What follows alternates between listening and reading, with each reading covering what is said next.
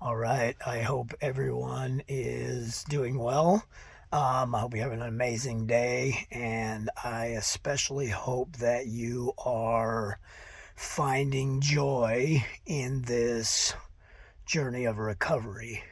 It's not always easy. Sometimes we're going to have these rough days, especially early on in recovery when we are going through the process of cleaning up our past and becoming this newborn person, becoming reborn, if you will.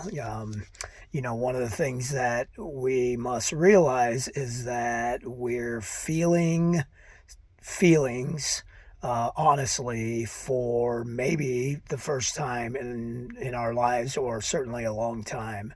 One of the things that drug and alcohol use does to us is it robs us of our true feelings.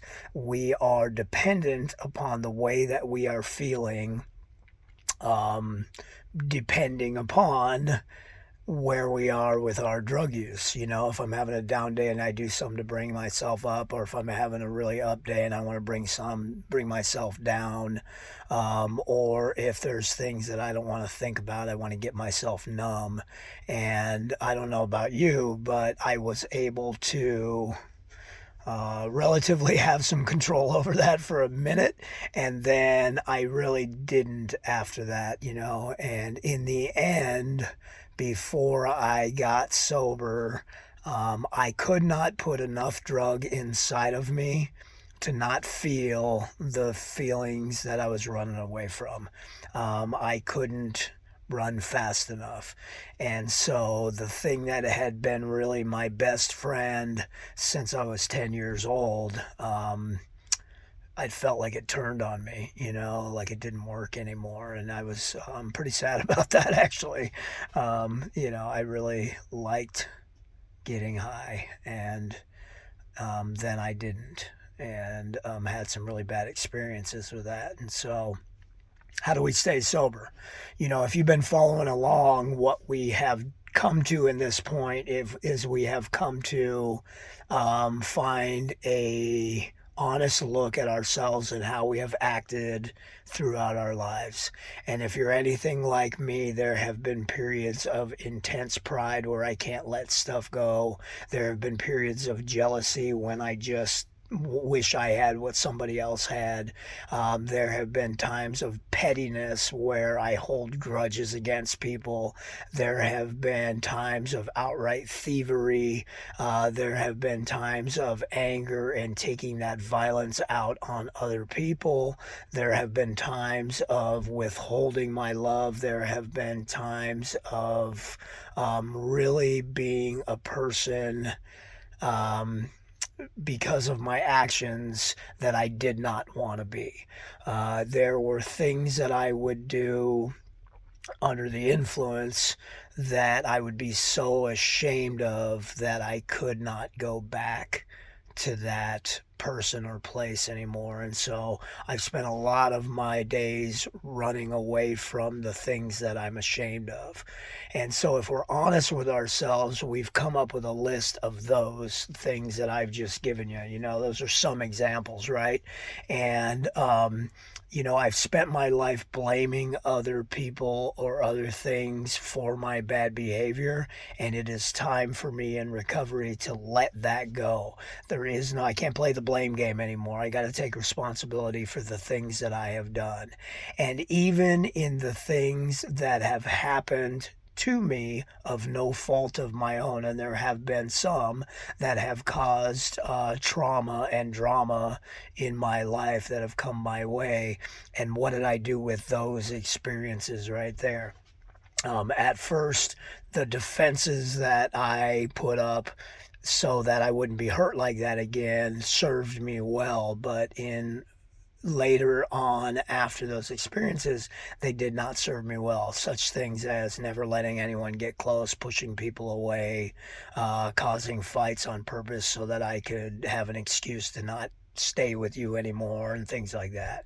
So that's an honest look at who I am and the things that I have done. And now we are going to start the really important process of not being that person anymore. I can't just magically poof, not do it anymore. These are lifelong habits that I've been participating in for a long time.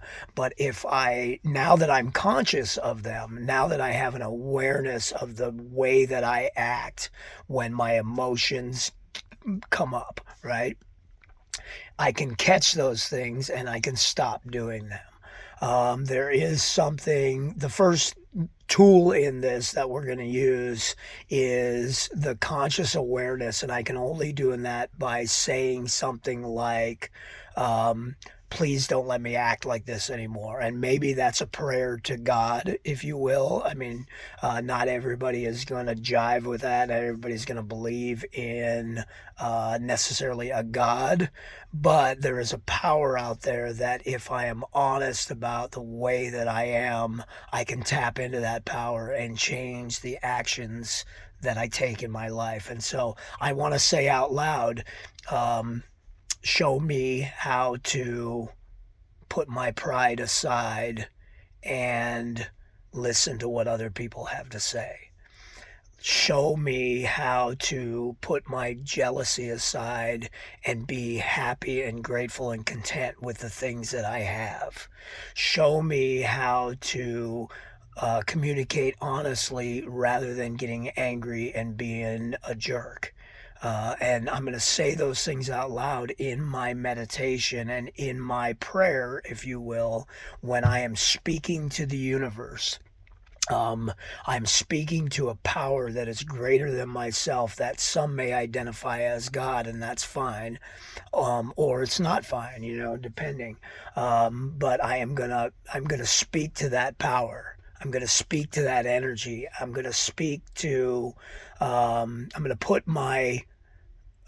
the waves of my voice into the universe so that they can come back around to me and I can hear the person that I am so that I don't have to be that person anymore. And when I see things like pride, anger, jealousy, lust, and all that stuff crop up, I can remember, oh yeah, I'm trying to change these things. So that's where we're at in our recovery. We are going to change the actions that we have taken in our lives and become better people. Become people that are going to be able to have long, meaningful, lasting relationships. People that are going to be able to sit in our feelings without running away. People that are going to be able to get scared and not run away. People that are going to be able to communicate honestly rather than get angry and throw fits. So let's see if we can do that. And I guarantee you that if you continue on these steps in recovery, you can live happy, joyous, and free, man. It's such a wonderful thing to sit back and enjoy the world in our true feelings. So thanks for joining me.